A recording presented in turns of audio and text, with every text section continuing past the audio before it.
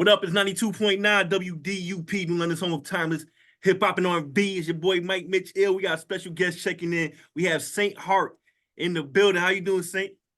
What's up? I'm good. How are you? Great. Thanks for checking in with us. You got the record Guilty Pleasure. Let's talk about that record a little bit. Yeah, so Guilty Pleasure was written during COVID. Um, and I worked with some music producers, Nathaniel out of Atlanta. And it was just a fun, sexy track, and it's just a whole different side of what I usually do. So it was a good experience. It's got a lot of good feedback. A couple commercials wanted it, so that's pretty cool. Yeah. You got a visual for it? Like actual video or any plans for one? Not yet, but I have exactly in my mind what I want to shoot. Mhm. I just been so busy with movies, like it's just been one after the other nonstop. So I haven't been able to like really sit down and like do the production. I have like the dance team, I have everything ready. It's gonna be like old black and white, old Hollywood, kind of like but with like a Maya, like you remember when she did the tap dancing? Yeah. So like that old vibe with like the hats, the top hats is just gonna be super sexy, super cool. But I just haven't had the time. I've just been busy shooting movies left and right. It's I know crazy. that's the crazy flex right there. Like I don't got time for no music video. I got movies to film. You know, that's crazy. So all right. So speaking of that, like what you currently working on right now in the films, with the movies and everything. Yeah, so I just got back from Houston, Texas, which was my home state. I'm from Austin, Texas. Mhm. So, being back shooting two movies was such a dream come true. I shot a movie called 10,000 Acres, which is a novel that they're turning into a feature film. And it's about a forbidden love story about a white woman and a slave back in the 1800s. They fall in love, they end up becoming friends, and he protects her against all the bad people, and it's just a phenomenal book, and it's just an amazing story, and it was such a fun time to be in Houston, Texas, and shoot a movie. It was like good to like see the cows again, and just like the barbecue, and just like everything was just like home. Seeing like the only thing I didn't miss were the bugs, that's for sure, because LA don't have them bugs like over there. They're big mosquito bugs. They bite Yeah, hard. It's yeah, I seen that. crazy. I've been to Houston before, and yeah, I seen it myself firsthand. You know, but Houston's a dope city. I enjoyed my time out there for real. So, Yeah. let's get back to your story, like your journey. Like, how did you get started? You say you're from Texas, and you made your way over to the, Cali and Hollywood and everything Yeah, like that. so Talk about your whole journey real quick. well, I mean, I've always been drawn to the spotlight, and I've always wanted to be in front of a camera or just performing in general. But I moved from Austin like 9 years ago for my music career, and it took a while to like get used to LA. I almost went back. I got super jaded and scared, and but I came back with my little dog. I actually have a little pillow that's shaped like her. Um, I lost her in 2021, Oh, sorry. but she was my only family, and she kept me here. We were strong. We stayed together, and she's like always so supportive. Mommy, you could do this. So she was my inspiration to stay here, and I'm living the dream, like Yeah, it gets difficult at times. Obviously, the financial and everything's so expensive, but I feel like I'm destined to be here, and leaving Austin was the best thing I could have ever done, just because I couldn't pursue my life and my dreams the way that I do here. And I have so much support here now too. So it helps having a really good team that believes in you. yeah. Being from Austin, don't they have the South by Southwest Festival? Did you ever perform there, or do you ever want to perform there? I definitely want to perform there. I have not yet. Okay. That is something that I would love to do, to go back and just perform, or just vibe out there with all my friends. I mean, it's been a hot minute. It's been like maybe 5 years since I've been back to Austin. And I know a lot of my friends are upset with me for not stopping by when I was in Houston, but it's just like I'm busy, you know what I mean? It's Mhm. work, so I don't have time to really play. But yeah, that's a definitely a goal, to perform at South by for sure. Yeah, for sure. So what was the turning point? So when you was having your doubts, and you said, your family, your dog, you know what I mean, kept that, Like, yeah. yeah, your baby go there, but like what was the turning point where it was like, okay, all right, now, I weathered the storm, things are starting to go up right now. Like when was that point for you? I mean, I started meeting a lot of cool music producers. I would get into the studio and record, but I recorded this song called Straight for the Heart, and it got a lot of attention online, and Universal Records found me and I got Mm. signed. So I would say that was the point where I was like, okay, I'm doing something right. You know what I mean? Yeah, for So sure. uh, I Yeah. created this thing, includes like Native American pop music called tribal pop. My dad's 10% Comanche, so it's part of my life, my culture. And I just love the Native people. Like I have literally been to so many powwows, so many ceremonies, sweat lodges, all that. It's just part of who I am. Yeah. So I incorporated pop music with the tribal influences of Native American culture, and it was really well. And I went on tour. It was called Native in the Club tour. I toured 12 states. Me and my manager were just on TV. We were on the radio stations. They were playing the songs. I think I had like so many people like contact the radio stations like, we want to hear that song again, like that's cool, like especially in Oklahoma, like it did very well there. And I was very fortunate with that. But during COVID, it's just music changed, Yeah. TikTok took over and music changed. So I was kind of down about it because it was like my music's kind of like not doing like what it was. And then I got a random call from a producer saying, we want your song in our movie, but we really like the way you look. Can you act? And I'm like, I can act. I just Wow. said it because the opportunity's You both there. say that. Word. Yeah, and I think I literally was telling people I wanted to get into film, but I didn't know how. And then God just put it right in my spot, and I was just like, this is meant to be. So then I did the role. I would say it's the worst acting I've ever done in my life, but it was my first role. I enjoyed it, and the acting coach was like, "Look, you're very natural. You should like take some classes." So I joined acting class for a year, and I was in there learning the basics, learning about being in front of the camera, in front of people. And it's completely different from performing on stage as a singer, because it's like the emotion has to be there, the stillness has to be there. But when you're performing on stage, you just let it all go. You know what I mean? Like it's Yeah. completely different. But I love both. I love the contrast of, sitting down, writing a song and singing it. Like there's nothing like that, singing a song like it's just part of me. It's my soul. There's no other explanation other than I was born to sing. I know I was, but I've had this transition into acting now, which I love performing in general, but I love being different people in their lives. Like it's crazy. It's such a different contrast, but I really enjoy doing both. Mm. So what was that first role? Like what when you got that call, it's like, all right, you said, it wasn't your best work. The You had first to, role, yeah, what was okay, that? I was the secretary of an FBI agent, and I had to tell him that his wife and child were murdered by the serial killer that we we were looking for, and I had to cry on cue.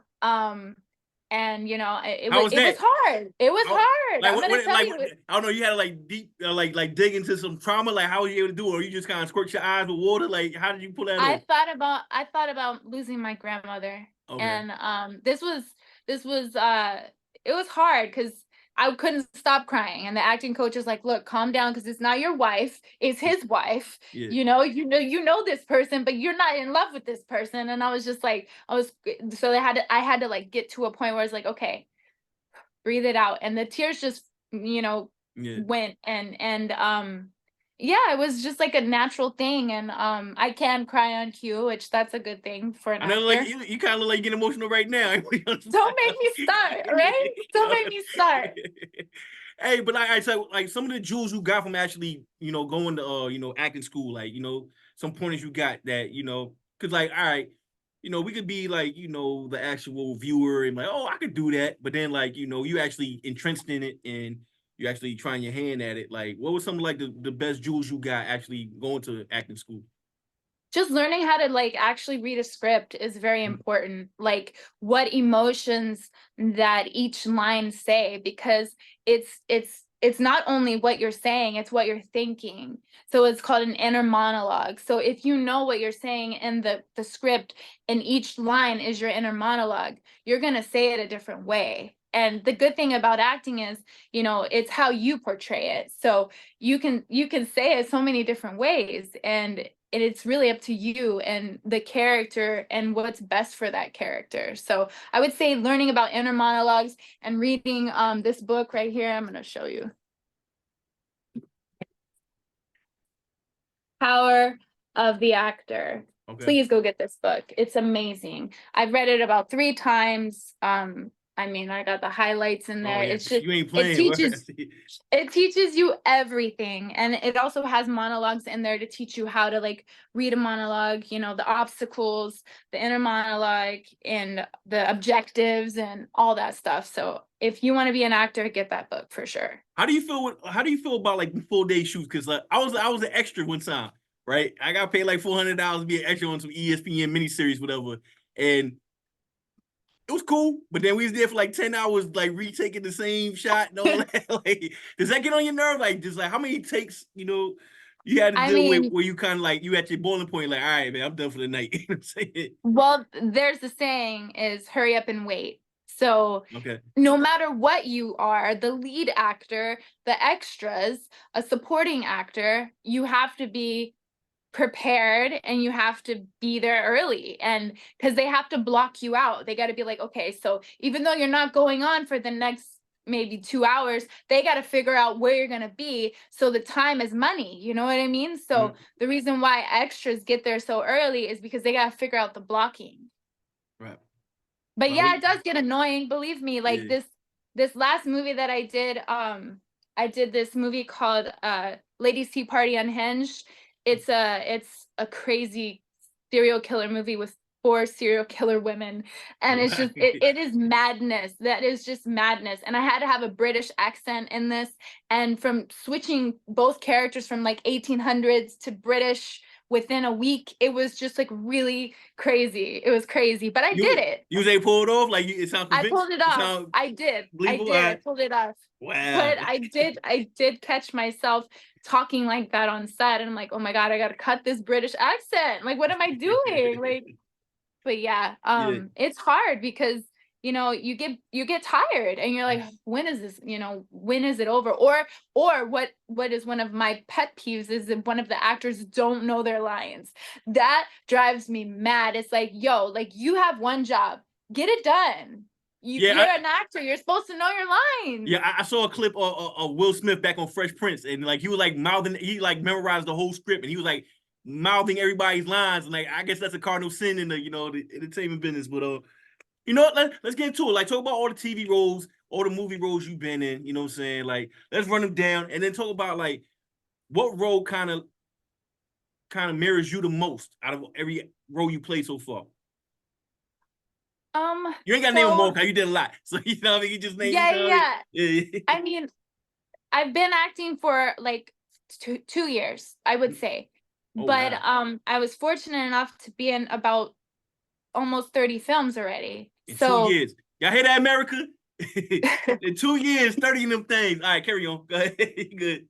I mean, I've been in Westerns, I've been in horror movies, I've been in LGBTQ movies. I would say that, each character is like a whole new learning experience for myself, because I got to find a way to connect to these characters no matter what it is. And if I don't have like a full-on backstory, I have to write my own backstory to connect to it. And I would say that I mean, I really enjoyed playing Flora McAndrews from the 1800s. I really enjoyed it just because I felt like, it was such a different role for me and it was such a great experience. But I also love playing Mila in Wicked Game because it's the LGBTQ movie. Not only that, like that was a good experience of, being that, because I'm not that. So I became best friends with my lead actress, Kurjis Danielle. Like she is my best friend now to this day because we did that film together. And I'm just very thankful for that. I've done a horror movie where I play like this demonic wife that comes back from the dead because her husband tried to kill her off. And I mean, I like scary movies, but I'm trying to steer away from them only because for my mental it's better. Yeah, how does Because that it affect your can mental get health? to you. You It could, can get to you. It it can? can, and Yeah. it could haunt you in your dreams. Like that is real. When So when you anybody when that says anyone that says that, they're not lying. That those demons do come and try to get you in your sleep. So you got I to be able to like be close to Christ. You got oh to be wow. like, you know what I mean? You got to be like close to Dang. God. You heard. Dang, for real. Like I mean, cause like, we got these YouTube videos where it's like Hollywood, all these spirits, like it's really something you feel like being on set. Like, that's crazy. When you're doing a scary movie, it's like a spiritual warfare because it's Wow. like your heart is with God, and Mhm. it's Absolutely. positive and loving and giving, but then you're playing this crazy demonic character with blood and teeth and all this crazy stuff. It can get to Mhm. you. It's like crazy. Was that your most challenging round or role? Excuse me. Actually, no, playing a siren in Cursed Waters where I had the teeth, the black blood dripping from. I literally saw myself in the mirror and I got scared. I was like, "Whoa!" My manager So showed me, and he was like, "I said, whoa, who's that? That is it, not me." explain what And a it was siren is. I think I know what a siren is. Is that like a evil mermaid or something like that? I yeah. got it right. So yeah, you got it right. You got it Uh, right. It's an evil mermaid that seduces men or whoever to like get to them, and then they obviously either take their soul or they eat them, whatever Jeez. the siren wants. So it was very demonic, and still to this day I see it. Like it hasn't came out yet, but I see Mhm. the actual like clips that I have taken behind the scenes, and I'm like, yo, that doesn't look like me at all. It was Man. like that's when I was like, I really transformed into that. And I had black contacts, and they were like the big ones. They weren't the small ones. So your Yeah. whole eye was covered. And That's that crazy. was uncomfortable as well. That Man. makeup took 2 hours to put on every time. It was just Jeez. insane. And by the way, we're here with Saint Heart. We talk about demons, so we gonna talk about Saint Heart. But like, yo, let's Saint Heart is here to protect. yeah, Yes, for sure. yes. So yo, let's put it back to the music a little bit. Guilty pleasure. You got the the video coming soon. Got the record out. We're gonna play at the end of the interview. Kind of explain tribal pop a little bit more in depth. Like, is that a thing? I mean, as far as like, is there a large like contingent of artists that actually do what you do? Because you hear Afro beats, Afro pop. This like its own genre. Yeah, The so tribal pop like that. tribal pop, when I created the brand, like the sound, it was under a different name called Hard Haze. Hard Haze was strictly native girl pop star. I used to go to the powwows to perform. I went to the casinos to perform. Like Universal had me like doing that, performing at a lot of the native Mhm. places. That's where they were making the money. So it was just a lot of influence with like the tribal drums, the chanting, um, the storytelling, like I write music now and it's more commercial. Like this one had a theme. This one had a reason. This one had a purpose for the music. Like sometimes pop music is just, it's a good pop song, Right. but it doesn't really like fully mean something. But tribal pop really meant something. It had like a lot of, I don't know, depth to it. I would say that with like Saginaw Grant, my elder, that was my dearest friend. He was like my adopted grandfather. He passed away in 2021 also. And he taught me so much about the native culture, and he brought me to so many ceremonies. And it was I'm gonna start crying. That's all. Don't cry, Anyways, Saint. I know, but talking about Saginaw, he was so Yeah. special to me, and he was on the track Native in the Club, and he was like playing the drums and stuff. So tribal pop was near and dear to me, but I had to do a transition because I needed to be more commercial and more worldly known, not just like native. Right. And now I see the natives are blowing up, which I am so happy for. I root for all of them. I know all the actors on that screen, and I'm like so proud of everybody. Yeah. But I would say that, tribal pop's not ending. I can tell you them in the future it could possibly come back. Guilty pleasure is more of like an R&B sexy vibe, and my tribal pop is more of like, I don't know, like I worked with Butta. Butta is such an amazing producer. He worked with Aaliyah. I mean, he showed me some tracks that he never released with Aaliyah on it, and I was just like, wow, I can't believe That's I'm working ill. with you. Like that's crazy. So, do you Man. know Butta's work? No, I'm not familiar. Like you put me onto some game right now. Like he worked with Aaliyah, the late great Aaliyah. Get the and Dr. Dre as well. oh, for real? That's amazing. Yeah, How'd y'all he's link such a up? my manager Oh, you mentioned? actually, Okay. when I met him, he's like, I sang to him in his ear because I had no demo tape. That's Mhm. how I did it. By the way, anybody out there, if you see anyone, you ain't got no demo tape, just sing to them in their ear.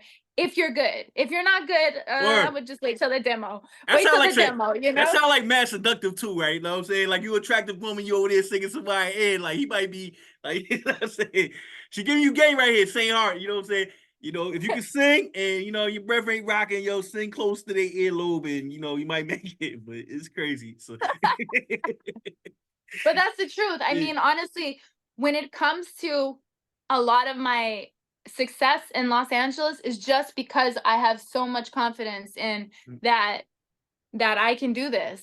I right. was born for this, and there's no other like plan B for me. I'm gonna make it, and I'm almost there. I'm almost there, and Mm, God's like got this plan for me. He's like Saint Heart, no longer Heart Hayes, now Saint Heart. yeah. How that happened was my manager was like, look, we're gonna not do the tribal thing anymore. We're gonna do more universal stuff.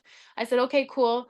And he's like, so you can keep your name. And I'm like, I think I'm gonna change my look and name. I dyed my hair blonde, completely blonde, Mm, opposite of all my image before.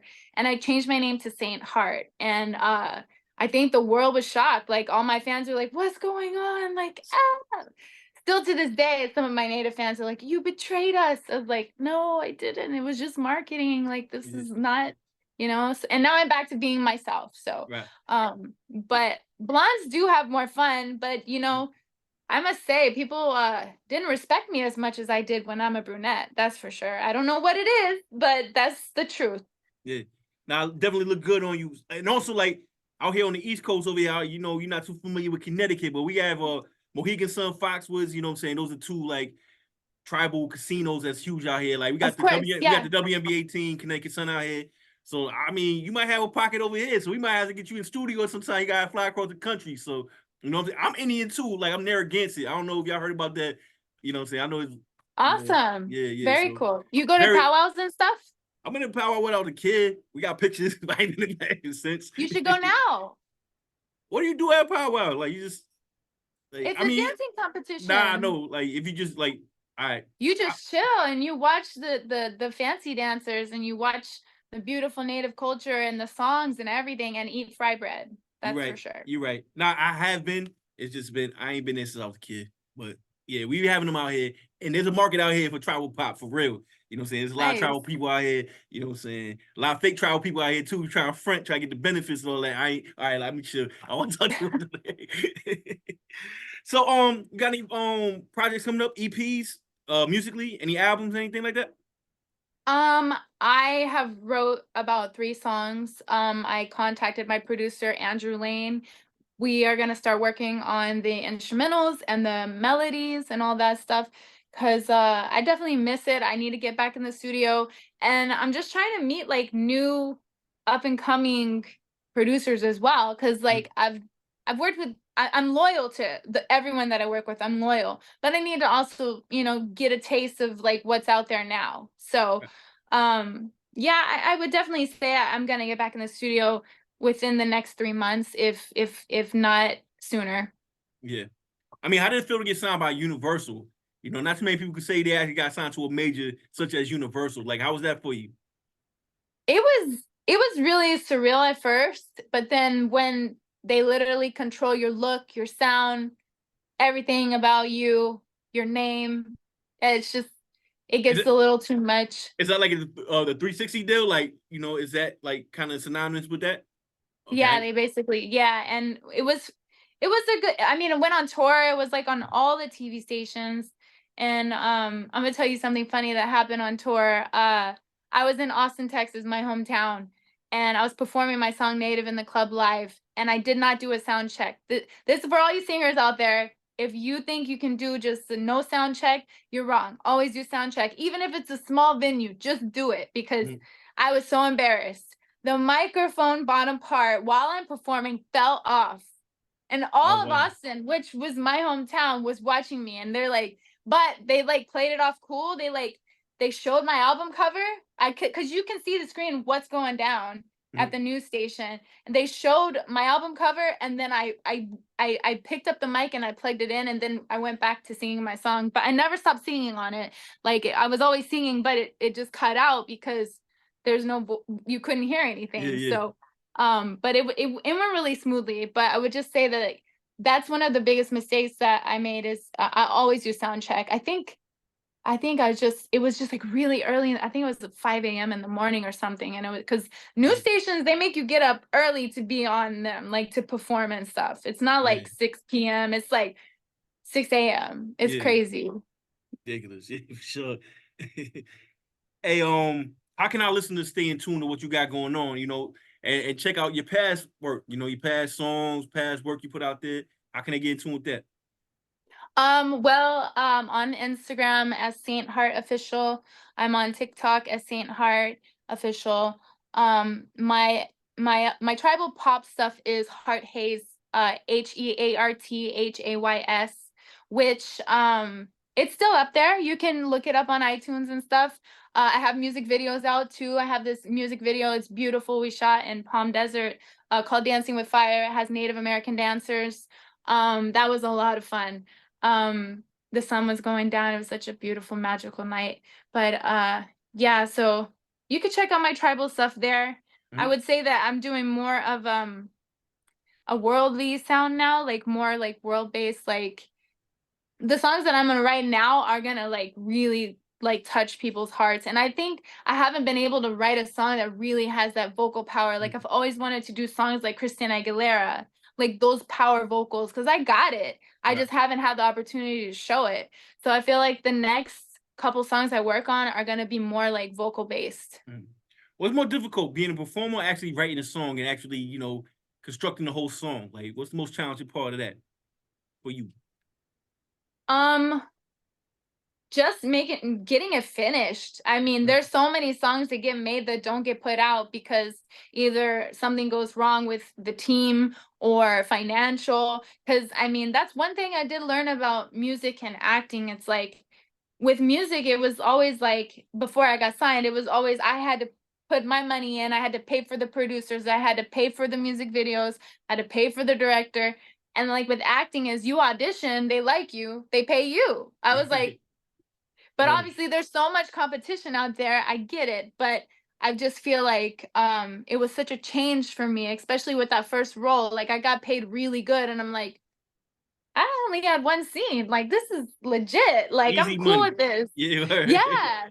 I was like, this is cool. But then, after that I was booking like crazy, but none of them are union right now. They're all still independent, which is okay because I'm Can still you? building my And reel. I'm still. I'm sorry to cut you off, but like, It's okay. it is like the strike still a thing. Like, like remnants of it. 'Cause I know the strike that kind of shut things down. I was like fresh off of 2020, and all that madness went down and all that. Well, But like, what's the like the strike, current, state of things now?